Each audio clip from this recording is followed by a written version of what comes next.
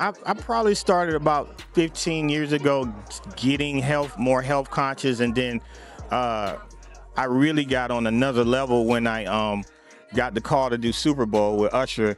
I was like, I want to look good on the stage, so I got a trainer. A good friend of mine turned into a bodybuilder, and so I was like, yo, I need you to train me to get me ready for Super Bowl.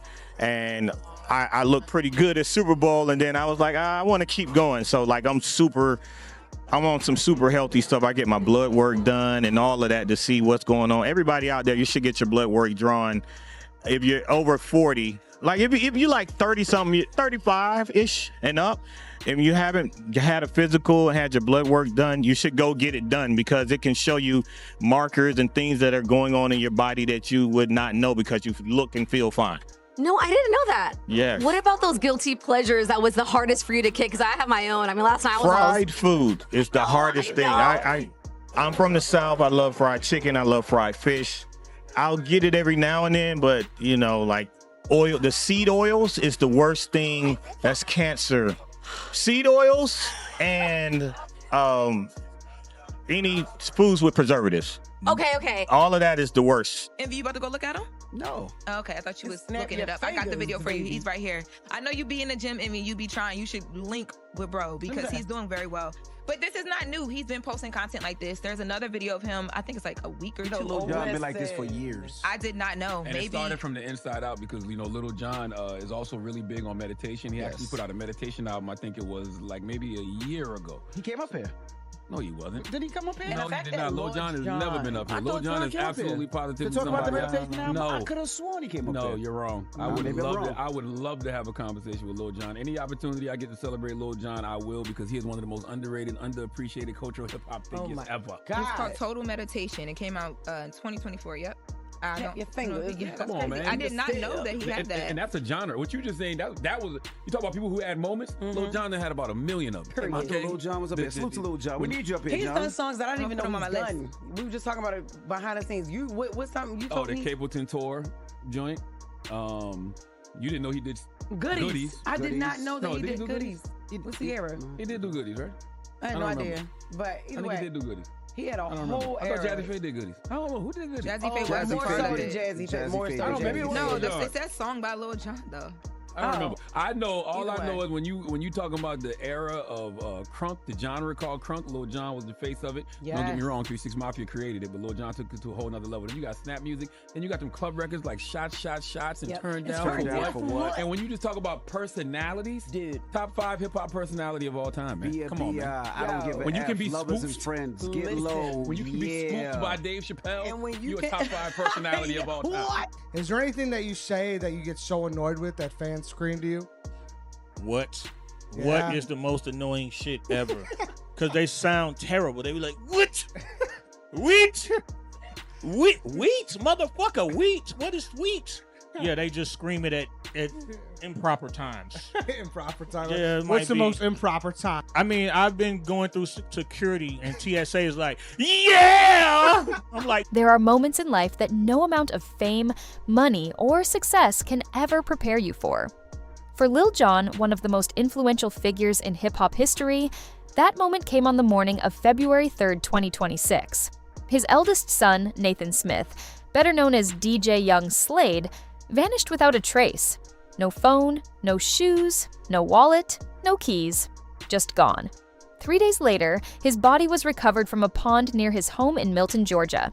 Nathan was 27 years old. And with that, the world lost not just a young man with immense talent, but a son, a brother, and a presence that radiated kindness and creativity wherever he went. Nathan Smith was not someone who relied on his father's fame. From the very beginning, he carved his own path. Born on April 30th, 1998, right in the heart of Atlanta, Georgia, music coursed through his veins. As a toddler, he actually contributed vocals to one of Lil Jon's biggest hits with the East Side Boys. Imagine that, barely old enough to tie his shoes and already leaving a mark on music. But Nathan didn't stop there. He grew up immersed in the culture, surrounded by the energy and chaos of his father's life, yet somehow finding his own rhythm in it all. A pivotal moment in Nathan's childhood came in 2008 at an after-party for the Trans World Skateboarding Awards. Watching his father command the crowd from behind the DJ booth changed everything. Lil Jon didn't just give Nathan access to equipment, he let him experiment, make mistakes, and learn. By the age of 12, Nathan had graduated from the prestigious Scratch DJ Academy in Los Angeles, one of the youngest in his class. In his early teens, he even toured for a year as a DJ for then Disney star Zanaya, developing stage presence and confidence that belied his shy nature. He was building himself into a performer in his own right, one who would never simply ride on his father's coattails. And that bond between father and son was unlike any other. Nathan tattooed Lil Jon's signature on his body, not as a symbol of fame, but as a personal, intimate gesture of respect and love. To Nathan, Lil Jon wasn't just the king of crunk, he was dad. A man who could be wild and larger than life on stage, yet at home, they drank tea and played video games together. That duality, the roaring performer and the gentle father, defined their relationship, and it made the tragedy of Nathan's loss feel all the more unbearable. Nathan pursued his own career with passion and diligence. He graduated from New York University's Clive Davis Institute of Recorded Music in 2020, studying audio engineering and production. After graduation, he co-produced City's Get It Girl, featured in HBO's Insecure and a Beats commercial, and worked on Ice Cube's 2024 album Man Down. He appeared on MTV's Family Legacy Season 2, proving he was building an independent career and doing it successfully. He was a young man who had a future, who had direction, who had a world to conquer. And yet, in the blink of an eye, it was all gone. The circumstances of Nathan's disappearance are as haunting as they are mysterious. On that early February morning, he left his home on foot.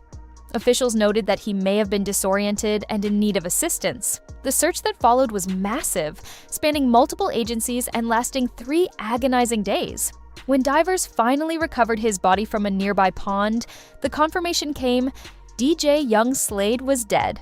Authorities stated there was no indication of foul play, but the case remains active and the cause of death, toxicology, and autopsy results have not been publicly released. A 27-year-old man with no reported history of major issues disappears with nothing on him, only to be found days later in a pond by his own home. That alone leaves more questions than answers. To understand the weight of this loss, you have to understand who Lil Jon is. Born Jonathan H. Smith on January 17, 1971, he rose from a solid family in southwest Atlanta to global superstardom. The eldest of 5 children, he learned discipline and ambition early from his father, an aerospace engineer with military experience. At Frederick Douglass High School, he joined the marching band and began DJing at 15, hosting basement parties that would eventually make him a household name. By 1995, Lil Jon had formed Lil Jon and the East Side Boys, giving birth to the crunk movement, a sound that would define a generation.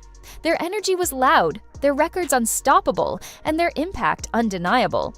Success, however, rarely comes without friction. TVT Records, the label meant to support him, became his first major obstacle. Lil Jon accused the label of withholding royalties, mismanaging promotions, and delaying his projects. The feud with TVT delayed his solo album Kunk Rock for 4 years, causing lost revenue and momentum. Even his own group members, like Big Sam and Lil Bo, left over money disputes. Outside Atlanta, regional rivalries and accusations, claims that Memphis artists or Atlanta contemporaries felt slighted, created enemies at every turn. Lil Jon's journey was not just about making music, it was about navigating betrayal, grudges, and the pressures of fame. Yet despite all of that, Lil Jon's character remained grounded. He refused to dwell on negativity, focusing instead on positivity and resilience. It's that same character that made his relationship with Nathan so special. In public, he was the king of crunk. At home, he was just dad. And losing Nathan tore through him in a way that fame, awards, or wealth could never mitigate.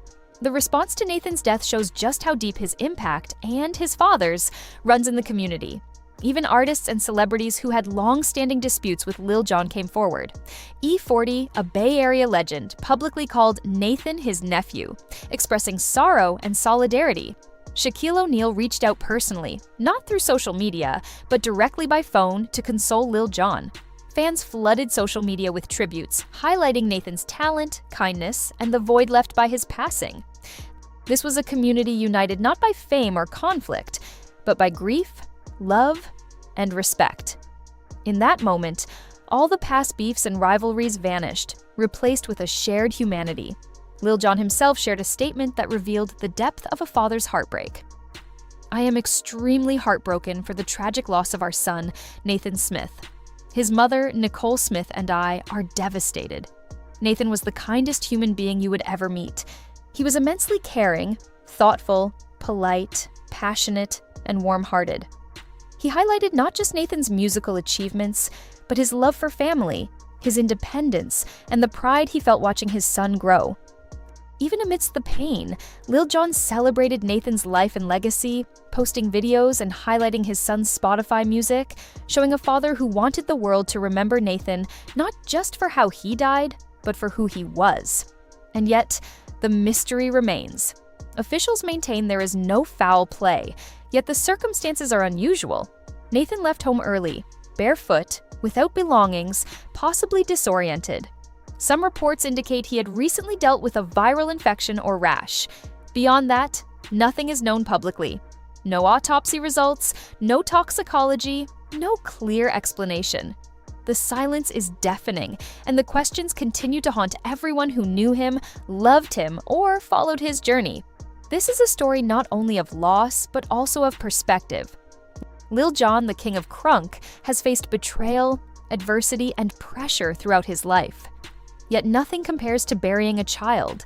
It's a reminder that no amount of success can shield anyone from the fragility of life. Nathan's story is a testament to talent, determination, and love, and his passing leaves a gap that cannot be filled. In reflecting on this tragedy, we also see the human side of the music industry. Despite rivalries and disputes, the community came together. Old enemies expressed condolences, celebrities and fans alike acknowledged a young life gone too soon. This convergence reminds us that beneath the spotlight, behind the music and the fame, there are real people with real pain and real hearts. And sometimes it takes tragedy to bring that truth into sharp focus. Nathan Smith, DJ Young Slade, was more than a son of a famous musician. He was a prodigy, a creator, and a kind soul. He was building his future on his own terms, making his father proud at every step. And in losing him, Lil Jon lost a part of himself that no stage, no Grammy, no worldwide recognition could ever replace. The community, the fans, and even his peers in the industry felt the weight of that loss, showing that Nathan's life touched far more than just those closest to him. As the investigation continues, one thing remains certain: Nathan's story is unfinished. The world may never know every detail of that morning, every reason why a young man left home with nothing, and every factor that led to his untimely death. But what we do know is the legacy he leaves behind, a legacy of talent, love, and the profound bond between a father and son. And in that, there is beauty, even amidst the heartbreak. Rest in peace. DJ Young Slade. Nathan Smith, 1998 to 2026. Gone far too soon, but never forgotten. A life that began with music, flourished with creativity, and ended leaving a void in the hearts of many. Lil Jon continues to perform, continues to live, but the shadow of loss is permanent. And for the world, the story is a stark reminder. Even those who seem untouchable, those who live in the spotlight, are human. They grieve, they love, and they feel the weight of loss as deeply as anyone. In remembering Nathan, we remember more than the tragedy. We remember his voice on the tracks, his determination to make it on his own, and his unshakable bond with his father. And as viewers, as fans, as part of the global community that witnessed this story unfold, we honor him by carrying his memory forward, by appreciating the people in our own lives, and by remembering that the heart of any story is not just the fame or the music. It's the love and humanity that connect us all